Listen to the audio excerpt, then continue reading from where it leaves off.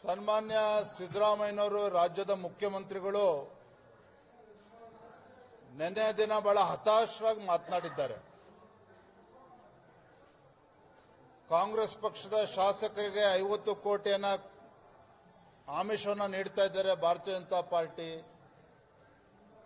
ಸರ್ಕಾರವನ್ನ ಅಸ್ಥಿರಗೊಳಿಸತಕ್ಕಂತ ಕೆಲಸ ಭಾರತೀಯ ಜನತಾ ಪಾರ್ಟಿ ಮಾಡ್ತಾ ಇದೆ ಅನ್ನುವ ಗಂಭೀರವಾಗಿರ್ತಕ್ಕಂಥ ಆರೋಪವನ್ನ ಸನ್ಮಾನ್ಯ ಸಿದ್ದರಾಮಯ್ಯನವರು ನಿನ್ನೆ ಹೇಳಿದ್ದಾರೆ.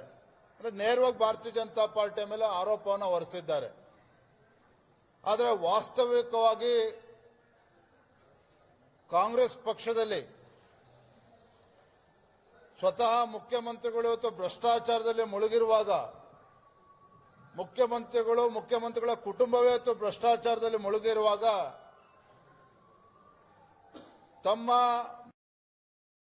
ಮುಖ್ಯಮಂತ್ರಿ ಕುರ್ಚಿ ಅಳ್ಳಾಡ್ತಿದೆ ಅಂತೇಳಿ ಮನವರಿಕೆಯಾಗಿ ಕಾಂಗ್ರೆಸ್ಸಿನ ಒಳಗಡೆನೆ ಇವತ್ತು 4-6 ಜನ ಕಾಂಗ್ರೆಸ್ಸಿನ ಹಿರಿಯ ಮುಖಂಡರು ಹೇಗಾದ್ರೂ ಮಾಡಿ ಸಿದ್ದರಾಮಯ್ಯ ಅವರನ್ನ ಮುಖ್ಯಮಂತ್ರಿ ಸ್ಥಾನದಿಂದ ಇಳಿಸಬೇಕು, ಸಾಕಪ್ಪ ಹೊರಗಡೆಯಿಂದ ಬಂದವರಿಗೆ ಒಂದ್ಸಲ 5 ವರ್ಷ ಮುಖ್ಯಮಂತ್ರಿ ಆಗೋದಕ್ಕೆ ಅವಕಾಶ ಮಾಡಿಕೊಟ್ಟಿದ್ದೀವಿ, ಈಗ 2 ವರ್ಷ ಆಗಿದೆ, ಇಷ್ಟೆಲ್ಲ ಭ್ರಷ್ಟಾಚಾರದಲ್ಲಿ ಮುಳುಗಿ ಹರಿಯಾಣ ರಾಜ್ಯ ಕಾಂಗ್ರೆಸ್ ಪಕ್ಷ ಗೆದ್ದುಬಿಟ್ಟಿದೀವಿ ಅಂತೇಳಿ ಭ್ರಮೆನಲ್ಲಿದ್ರು.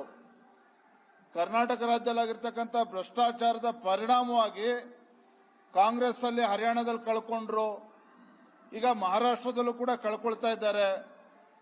ಮೊನ್ನೆ ನಡೆದಂತ 3 ವಿಧಾನಸಭಾ ಕ್ಷೇತ್ರದ ಉಪಚುನಾವಣೆ ಅಲ್ಲೂ ಕೂಡ ಹಿನ್ನಡೆ ಆಗ್ತದೆ ಅಂತೇಳಿ ಖಾತ್ರಿಯಾಗಿ ಕಾಂಗ್ರೆಸ್ ಪಕ್ಷದಲ್ಲಿ ಇವತ್ತು ಘಟಾನುಘಟಿಗಳು ಇವತ್ತು ಸಾವಿರಾರು ಕೋಟಿ ಹಿಡ್ಕೊಂಡು ಆ ಕಾಂಗ್ರೆಸ್ ಪಕ್ಷದ ಶಾಸಕರ ಖರೀದಿಯನ್ನ ಮಾಡ್ತಾ ಇದ್ದಾರೆ ಅನ್ನುವ ಮಾಹಿತಿ ನಮಗೂ ಕೂಡ ಬಂದಿದೆ.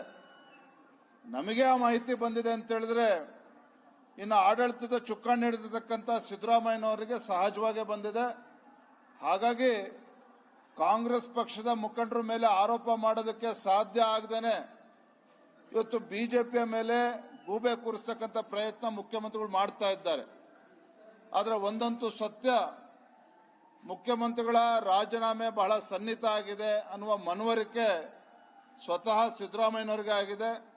ಹಾಗಾಗಿ ಈ ರೀತಿ ಗೂಬೆ ಕೂರಿಸ್ತಕ್ಕಂಥ ಕೆಲಸವನ್ನ ಆರೋಪವನ್ನ ಭಾರತೀಯ ಜನತಾ ಪಾರ್ಟಿ ಮೇಲೆ ಮಾಡ್ತಾ ಇದ್ದಾರೆ.